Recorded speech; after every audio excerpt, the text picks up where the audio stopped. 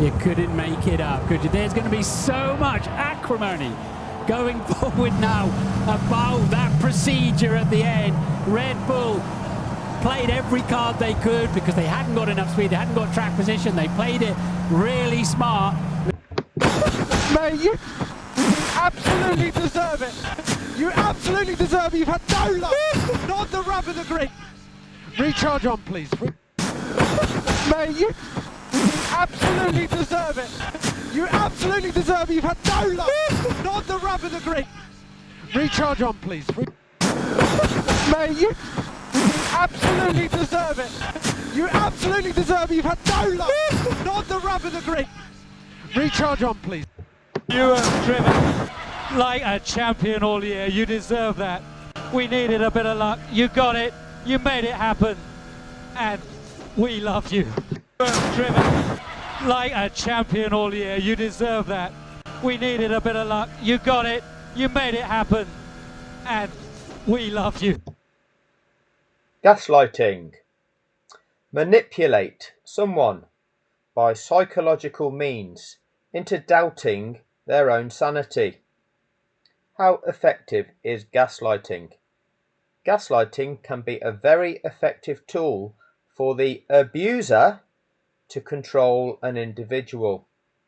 It is done slowly so the victim writes off the event as a one-off or oddity and doesn't realise they're being controlled and manipulated.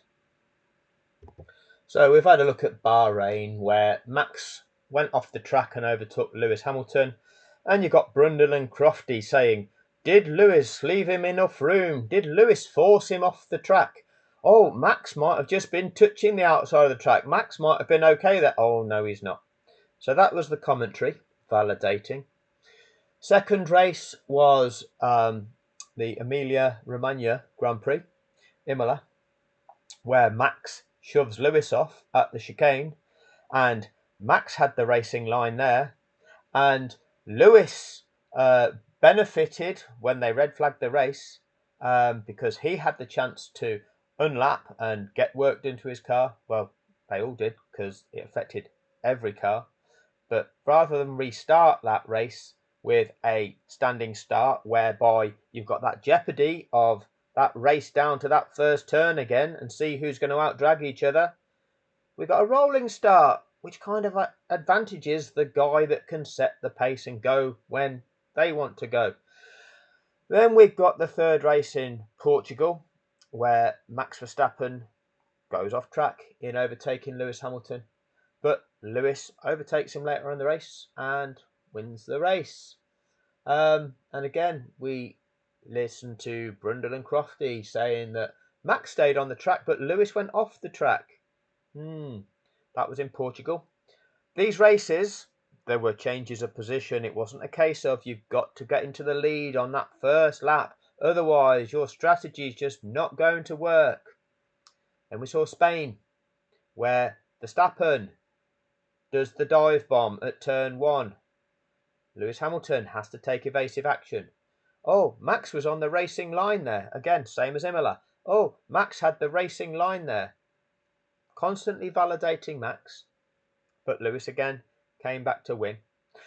But as you can see, Max Verstappen, and you've just heard from Abu Dhabi, Max had no luck. He had no luck whatsoever. 5th race of the season, Monaco. Not only will Charles Leclerc not start from pole position, he will not start the Monaco Grand Prix at all. Ferrari confirm that it's a problem with the left drive shaft, which is impossible to fix in time for the start of the race. That's lucky if you've qualified second at a race where we know overtaking is extremely difficult. So therefore, if you don't make it into the first corner, or you can't overtake through the pits, it's unlikely there's going to be any overtaking. So if the guy that's qualified ahead of you doesn't start the race, that puts you in prime position for getting the 25 points as opposed to just 18 points for second place. I'd class that as a little bit of luck. But don't take my word for it. Now, I can't show you the footage because I don't have access to it, but maybe a couple of my other favourite YouTubers may be able to dig this footage out if you've got access to Netflix and Drive to Survive for the 2021 season. So FF1 or Boy10Dio, if you guys can dig this out and maybe put a clip up on your channels. Drive to Survive, when it was reviewing the 2021 season, showed Christian Horner talking to Pierre Gasly, you know, the B team, Pierre Gasly, the driver that used to drive for Red Bull and then got relegated to the B team, Alpha Tauri, Toro Rosso, whatever they want to call themselves, the Red Bull B team, you know the one I'm talking about. And Horner at Monaco was talking to Gasly, who had qualified ahead of Hamilton, because Hamilton had had a shocker. Let's be clear, Hamilton hadn't done very well at Monaco for whatever reason, didn't do well enough in qualifying. Gasly was ahead of him, and in Drive to Survive, there is a conversation between Horner and Gasly where Horner is saying to Gasly, make sure you keep Hamilton behind you. What other team has the luxury of being able to control other drivers and use other drivers in other teams as part of their team's strategy? If you have a B team, you can have 4 cars on the grid. And if you are just seeking for one of those cars to win, you've got 3 support cars that you can utilise to try to thwart the chances of your opponents. Which other teams have that at their disposal? Which other teams have that luxury? But maybe if you have no luck all season, then, you know, these sorts of things just aren't possible. But if you can find that clip, it was there. I saw it. Okay. Horner speaking to Gasly, telling Gasly, make sure you keep Hamilton behind you. And what do you think Gasly is going to be doing? Gasly's in the B team. He wants his spot back in the A team, ideally. He's looking to prove himself. He's looking to impress the boss. So if the boss asks him to do something, then you try to do it because that gives you the best chance of making it back into the A team, doesn't it? That's how these things work.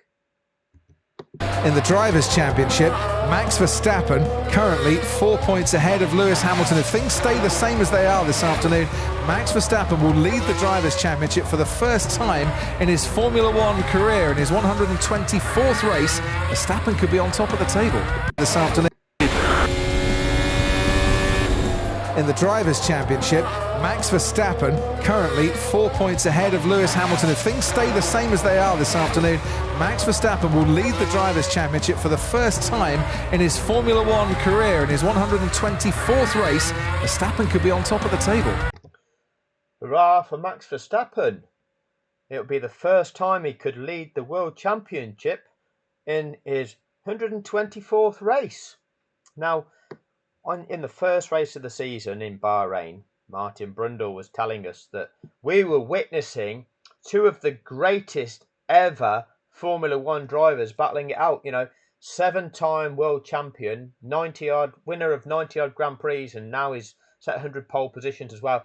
Him, yeah, 7-time world champion, winner of 90-odd Grand Prix, against the other greatest driver we've ever seen, that's never led a world championship after 124 races and just won 10 races. And winning 10 races puts you somewhere down here between Ronnie Peterson and Jody Scheckter. We're witnessing number 1 in the history of time against number 33.5 in the history of time. But don't take my word for it. After all, I could be the one that is gaslighting you. Let's have a look. Lewis Hamilton. Okay, Lewis Hamilton, top of the tree, 103 wins, 104 because he won Abu Dhabi. If we look on this website that is on the internet, it's called Wikipedia. It tells you some shit if you want to find some stuff out. You know, use other sources as well because people do go and try and change facts on there. But if we go down here, it gives you the racing record of the driver. And so we can look, see if it took 124 Grand Prix for Lewis Hamilton to lead the World Championship.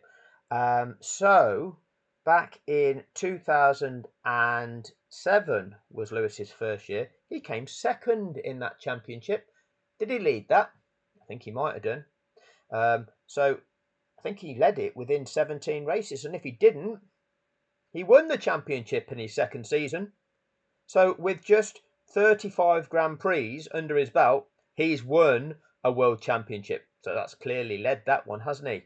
So that was the guy that's top of the tree, Michael Schumacher. Let's see how long it took Michael Schumacher to lead a World Championship.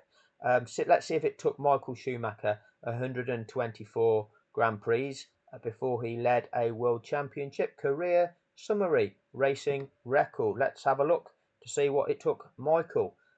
So where did we start in Formula One? 1991 with the 7-Up Jordan team, and then 5 for Benetton. So there's 6 races. 92, 16, that's 22 races. This is assuming he didn't lead anything in 2022. 2023, sorry, what did I say, 22? 1992. So 1991, we'll go recap. 1991, 6 races. 1992, 16 races. And I'm just going on the end result of the season. I'm not going into great detail to see if he actually led the championship at any point in the season. So 92, 16 races there. Add on to the 6 there, we're at 22. 93, came 4th. Don't know if he ever led. So I had 16 there. That puts us up to 38. 94, he won the championship. At the end of that season, he'd have completed 52 races. He's a world champion after 52 races. Right. That's quite a lot less than 124 races, isn't it? Next one, Supermax. 124 races, hasn't led the championship yet. Okay. Doesn't have a valid one yet.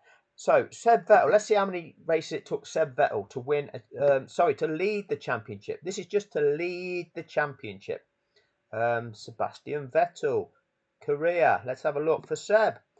How many races did it take Sebastian Vettel to lead the F1 World Championship? Well, F1. Back in 2007, he competed in 8. 2008, he competed in 18, so there's 26. 2009, 17 races. Now, he finished second. Did he ever lead the championship in that season? He may well have done. I don't care. 36 add 7 is 43, because we know that in 2010 he was champion. So you add 19 onto that 43. Takes us to 62 races, and he's a world champion. And he's clearly led the World Championship before 62 races. So that's Seb Vettel. It's a lot less than 124. Alain Prost. How many races did it take Alain Prost, the professor, to lead the World Championship? Let's have a look. Let's have a look at his career summary. So, is it less than 124? Where is his Formula One start? Where are we looking? Formula One, 1980. Okay, can't see anything before then. So 13 races, and he's finished 16th. 15 races, finished 5th. That's 28. 16 races, 4th. That's up to 44. 15 races, 2nd. Did he lead in that season? Don't know. That takes him to 59. 1984, 16 races, 2nd. That takes him to 75 races. Might have led in that season. Don't know. 1985, he won. 16 races on from the 75 he competed in previously. 91 races, is a world champion. Okay, finished second twice before. 91 Grand Prix it's taken Prost to become a world champion. Who's next in the list? Ayrton Senna. These drivers are leading the World Championship, aren't they, before 124? Who's in this conversation for being one of the greatest drivers we've ever seen? Who's telling you the truth? Who's producing the statistics that you would analyse these claims by to make the comparisons? And who's giving you the bullshit? So, Ayrton Senna. Ayrton Senna, Formula One here in 1984, 14 races. 1985, 16 races, so we're up to 30. And then 1986, 16 races, we're up to 46. Another 16 races in 87 takes us to 62. And then we're a champion in 1988. This is assuming he's not led the championship before that. Before he's completed 78 races, he's led the championship. He's a world champion. So that's Senna. That's 6 in the list. Fernando Alonso. Let's see how long it takes Fernando Alonso to lead the world championship. Let's have a look at Fernando. Where's Fernando? Here he is. So 2001, Minardi team, 17 races. 2002, he was a test driver for the Renault team. 2003, 16 races. Here we go, we need to come down here a bit. So we've got first place, so he wins in 2005. So 17, add 16, so that's 33. Add 18, where he finished 4th, that takes you to 51. And then he's a champion in 2005. Add 19 races, that's 70 races. He's led the championship. He's a world champion. All these world champions are world champions quite a long way before their 124th race, where this guy's not even led the championship. Nigel Mansell. Now, Nigel got unlucky. He had no luck because he lost a world championship at the last race of the season in Australia when he suffered a tyre blowout. So poor old Max, what Max suffered in Baku, Azerbaijan, Nigel Mansell lost a world title due to the same thing in the last race of the season. But how long did it take Nigel to lead a world championship? Well, he led the championship back in 1986. So how long had he been in F1 before he led the championship? So, test driver back in 1979.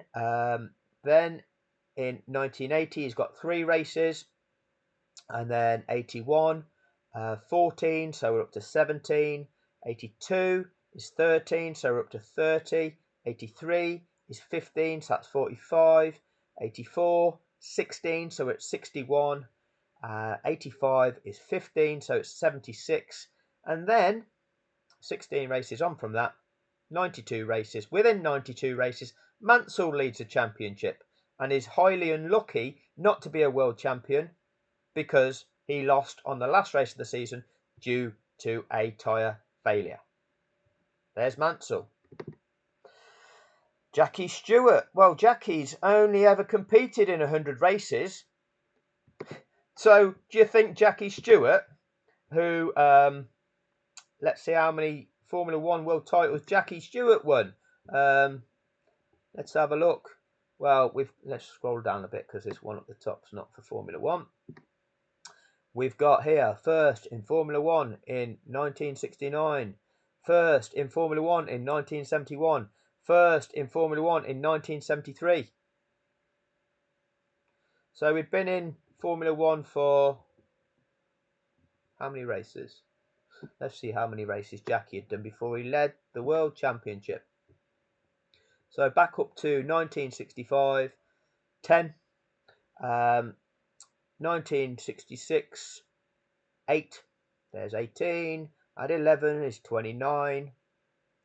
And this is assuming he's not led it at any stage. 86 is 10. It's 39. And 1969 is the champion.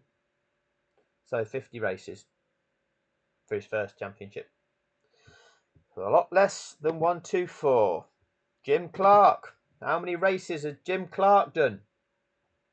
Let's have a look at Jim Clark. Did he lead the World Championship before his 124th race? Well, he didn't do 124 races and he won 2 World Championships. So yes is the answer. Looking back to 60, he's done 6 F1 races. 61, another 8, so there's 14. 62, he's done 9, and he finishes second. So did he lead the championship that year? Who knows? Who knows? So what's that put him on? 23. And then in 63, 10 races. So it's this by the end of that season where he's done 33 Grand Prix, he's a world champion. It's a lot less than 124 before you lead the series, isn't it? Niki Lauda completing out the top 10. Let's see how many races it took before Niki Lauda led a world championship. Career summary. Where are we? 1971. 1 race in Formula 1. 1972. 12 races, so that's 13. 73, 14 races, that's 27 races. 74, Ferrari, 15 races, so that puts you up to 42 races. 75, 14 races, 56 in total, wins the World Championship. Clearly has led the World Championship by then.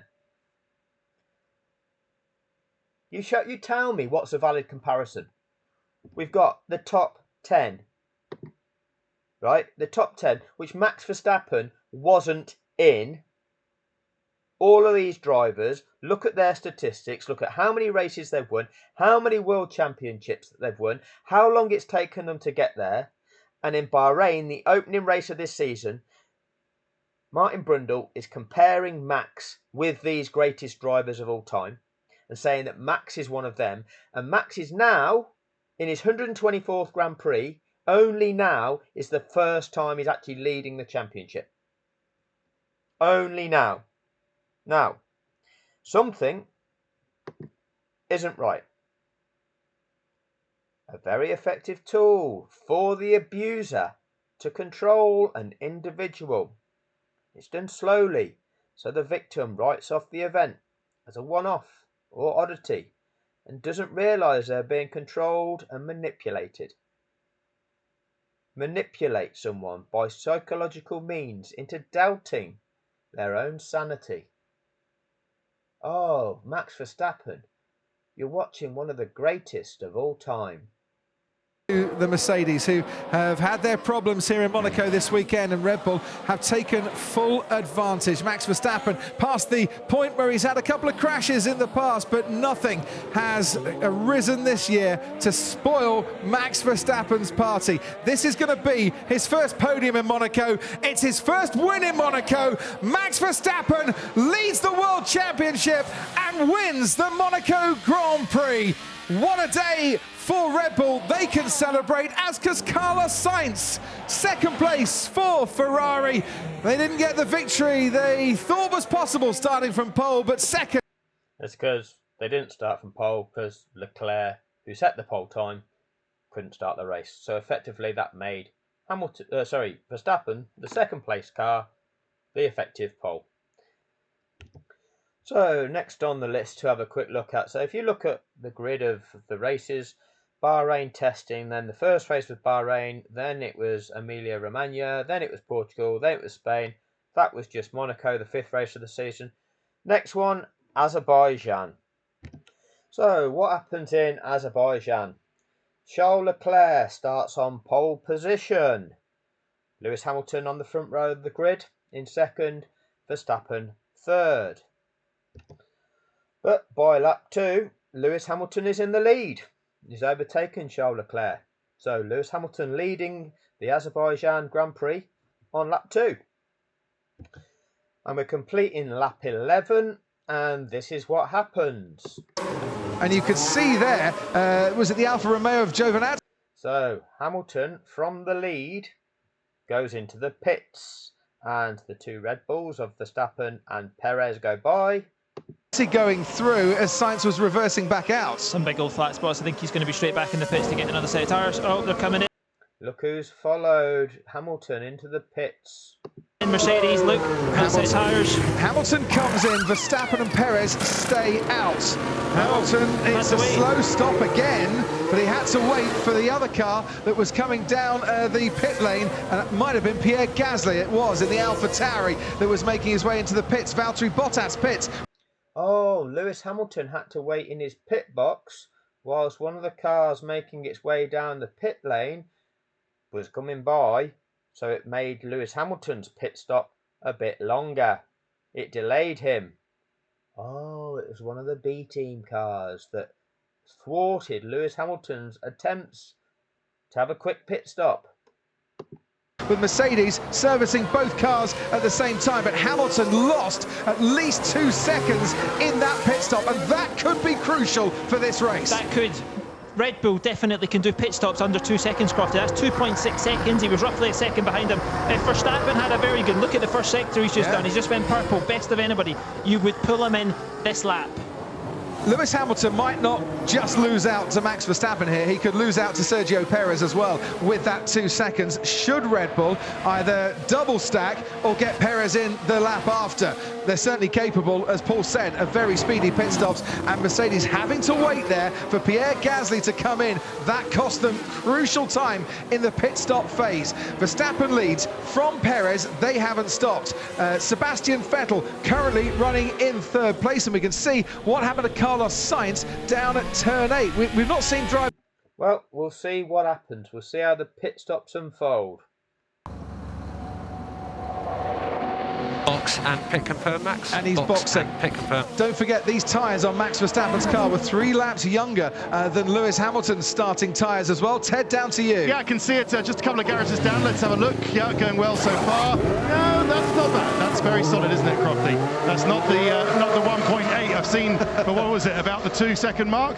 Very, very solid. White tyres on. I tell you what, Ted, your eyes are deceiving you. 1.9 seconds. I can't believe you didn't spot the extra 10. I didn't. Max Verstappen is away, and he is going to be ahead of Lewis Hamilton. That's the crucial thing here. Hamilton's slow stop has cost him track position after the pit stop to Max Verstappen. Get Sergio Perez in this lap. I think that's what Red Bull's tactics would be, or else they go longer and they play it out both ways, and they've got the best of both. So, Max benefited from a bit of luck by Lewis's stop being a bit longer because the B team car slowed Lewis's pit stop down. Let's see what happens with Sergio Perez's car. Perez is approaching the moment where he could come into the pits, and he's staying to the left-hand side, and he is, I think, coming into the pits. He is definitely coming into the pits. So where's Max Verstappen? Going through turn 17 at the moment. Brakes on, and the pit lane limiter on then for Sergio Perez, as Verstappen now making his way down the main straights. The tyres are put on, hard compound tyre. For Sergio Perez, there was a problem at the rear. We'll get Ted Kravitz thoughts on that in a moment. 4.3 second stop for Perez. That's undone all his good work, as you see Max Verstappen going into turn 1. Where's Hamilton now? Coming through turn 1. Sergio Perez comes out in 2nd place, still ahead of Lewis Hamilton. Verstappen is ahead. Sergio Perez behind his teammate. Hamilton behind now, both Red Bulls. He had a slow stop, Perez, but not slow enough to get for Lewis Hamilton to get past. But Hamilton's got DRS, and he's going to push Sergio. So, from being in the lead, Hamilton pits, gets delayed in the pits due to having to wait for an AlphaTauri to go by. Comes out, and then after the round of pit stops, both Red Bulls are ahead of him. What a stroke of luck that is. But Max never had any luck all season. So what we do know in this Grand Prix is Max was unlucky. Let's be clear, Max was unlucky in that he had a tyre failure. He was probably on course to win the race, although that being said, we don't know for sure. Things happen, okay? Drivers make mistakes. We get things like mechanical failures. We get tyre failures, okay? It happened. It does happen. It's part and parcel of the sport. It happened to Max. So, Max is out of the race. What next? So those of you that watch my other videos know that it takes on average 5.5 laps for racing to resume if there is a safety car deployed and there are lapped cars in the race. Okay, we are completing lap 46 now. Verstappen, Perez, Hamilton coming round to complete lap 46, meaning they've got 47, 48, 49, 50, 51. They've got 5 laps to go when they cross the line. And you can see these 3 dots over to the right hand side of the bar at the bottom of the screen, completing lap 46, meaning 5 complete laps to go. And what happens is Right down to the checkered flag, and look at, oh, and it's Max Verstappen. Max Verstappen on the main straight, leading this race, now out of this race. Sergio Perez leads from Lewis Hamilton. So Max crashes, Mazepin is lapped. So before they can resume the race, they have to release, well, they have to clear the track, make sure that the barriers are safe, clear the debris, get rid of Max's car, release Mazepin, do a further lap of the safety car with which to enable Mazepin to attempt to catch the back of the pack, and then they can go racing. That on average takes 5.5 laps. There's now 5 laps to go. This race looks set for a safety car finish. However, what actually took place was they brought the safety car snake through the pit lane to try to clear the track quicker, rather that there was plenty of room by the side of where Max's car was, and the debris wasn't strewn all over the track, so there was plenty of room to be clearing that track. It's quite a long lap as well, so there's also lots of time where the marshals could be on track after the safety car snake had passed, where they could be clearing it. But instead, what they did, they brought it through the pit lane to make sure that they could be on the track all the time and not have to worry about jumping off the track when the safety car snake passed by. And then Red Bull suggested, we've seen 2 unexpected tyre failures, that being Lance Stroll and then Max Verstappen. If a tyre failed as those cars were going through the pit lane, then that could result in a car losing control and going into the pits, and somebody could be severely damaged. Now, I don't disagree with that sentiment. Okay, I would err on the side of safety. So I don't disagree with that. However, did they need to bring the cars through the pit lane? No, they didn't. They could have easily gone by that incident, and had that not have been an issue, that race would have been a safety car finish. With that being the case, Lewis Hamilton would have picked up 18 points for second place. 18 points to Max's 0, had that race have been a safety car finish. That's how it would have been. But something happened that we're not used to seeing. The race was red flagged, okay, for a reason that I'm not going to dispute, but it's unusual, okay. And then upon the restart, Lewis Hamilton made a mistake. Lewis Hamilton got it wrong, and he cost himself at least 18 points by getting it wrong. However, what was fortunate was the fact that it became a situation where it once again reintroduced the jeopardy of a restarted race. Behind that safety car, then drivers are lapping at safety car speeds, and it's highly likely that had that race continued behind the safety car, it would have been a safety car finish, and there would have been no changes of position, and Lewis Hamilton wouldn't have suffered that brake magic issue where he made that error, and he would just cruise through the checkered flag behind the safety car, finishing second, picking up 18 points. Red Bull make a suggestion to race control. This isn't safe. We suggest that you red flag the race. That caused a restart. Lewis Hamilton messes up at the restart, cost himself 18 points. But you had no luck, Max. You had no luck all season. You were unlucky in getting a puncture. Let's be fair, you were unlucky. Okay, but that could have ended up a lot worse for you. You could have been 18 points lost to Lewis Hamilton that race. And due to something that was not normal taking place, which I'm not going to whine about, because I'm not going to whine about this notion of if they're bringing those cars through there, should they red flag it? Well, it is a concern. And if you're in charge of safety, then yeah, err on the side of caution there. My issue would be, did they actually need to bring that safety car snake through the pit lane anyway? If you look at that incident on track, in fact, I'll show you. That's what it looked like. So you've got Max over this side of the track where they're going to need to get a crane on track. There's some debris here, but once them cars are bunched, they can run a marshal out to there, pick that up, and the safety car snake can easily pass by here. There's some debris on the track that needs sweeping where I'm waving the cursor at the moment, but there's still plenty of room down this right hand side of the track as we look at it for a safety car snake to pass by there. There was no need to bring them through the pit lane. They chose to do so just to enable this clear-up operation to continue as quickly as possible without having to even consider the passing F1 cars. Okay, but had this been any other section of the track, or another track where the track is this wide and you've not got the option of using the pit lane, they would have continued driving by this site of this crash without any issue whilst that clear-up operation was going on.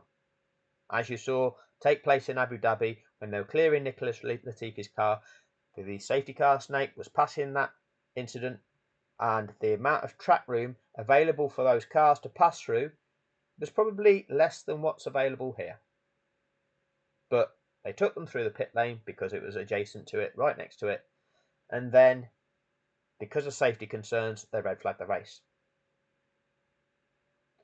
Misfortune for Max, mistake from Lewis, but fortunately for Max, it meant Lewis got nothing out of it as well, when it could have quite easily been a further 18 points for Lewis Hamilton. This was after he'd been thwarted by the B team again.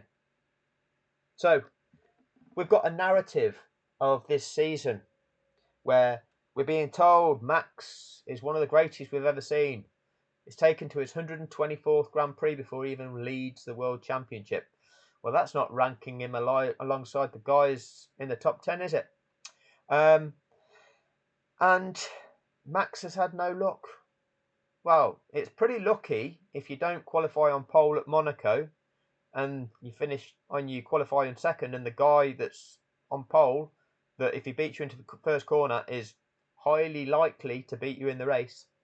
If he doesn't even start the race, that kind of opens it up for you, doesn't it? And it's kind of lucky, again, misfortune in the first instance with the blowout, but it's kind of lucky then that your main title rival, who was on course for 18 points from that point onwards, your team intervenes with a suggestion that, based on what the race director's chosen to do, seems to be, okay, it's a safety consideration, so we'll do that. And the other guy then, as a result, ends up making a mistake due to the change of circumstances and loses the 18 points that he was most likely to get and be on course for had it just been a standard safety car finish. So, what do you believe? What's the narrative and what actually has just taken place? But we're going to be fed, oh, you fully deserved it because you had no luck. You fully deserved it. Okay? It's the way it is. It's sport. You take the rough with the smooth. You take the rough with the smooth. It's sport. Anyway, that'll do for this one. I'm going to do a run through of the French and the two Austrian races, the Red Bull home track races, before Great Britain. Because Great Britain is the race where it was the lap 1 crash and Hamilton gets vilified and they make out that he was desperate and had to have passed on that first lap, otherwise he had no chance of his strategy working. But show you the season-long narrative, but how they vilified Sir Lewis at Silverstone. But you can see what has happened in the build-up to that, what he's had to contend with, and how they're speaking about Lewis Hamilton and how they're speaking about Max Verstappen even before Silverstone. 2021 was the season they were determined to make Max Verstappen champion. And when they couldn't do it legally, they cheated to make it happen. Anyway, that'll do for this one. See you in a bit.